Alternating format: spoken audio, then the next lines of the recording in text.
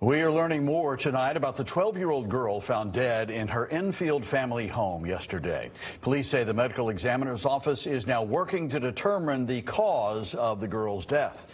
Good evening and thanks for joining us for the Fox 61 News at 6. I'm Brent Harden. And I'm Sarah Sanchez. Fox 61's Erin Coogan made contact with the girl's mother and she spoke to the town's police chief. She has all the latest we're getting from Enfield. Well, Melanie Federline says it was her little girl, Eve, who passed away in their family home. Surrounded by loved ones, we now know initial calls to paramedics came from within the home after police say the 12-year-old was found unresponsive. Eve was an unmatched energy in this world. A GoFundMe created on behalf of Melanie Federline's family now reads, she was filled with passion, justice, and light.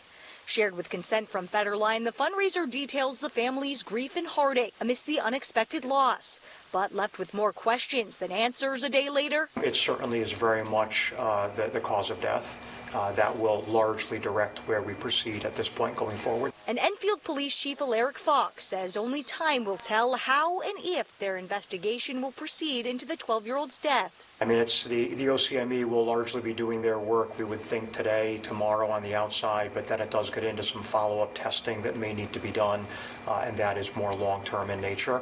This was the scene as local crews and investigators with the Major Crimes Unit combed through the Elm Street property Wednesday. Chief Fox, though, clarifying the elevated response is standard procedure, not necessarily indicating an incident criminal in nature. Out of an abundance of caution to make sure that a scene is processed completely and properly so that one does not find out in hindsight that it was necessary to process the scene after it's too late.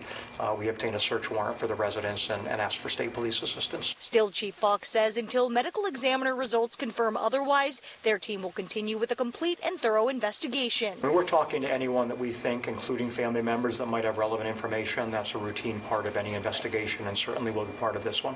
Meanwhile, in a statement, Enfield School Superintendent Stephen Mochio shared, quote, although she was not enrolled in Enfield Public Schools at the time of her passing, having been homeschooled, this loss is profoundly felt throughout our town.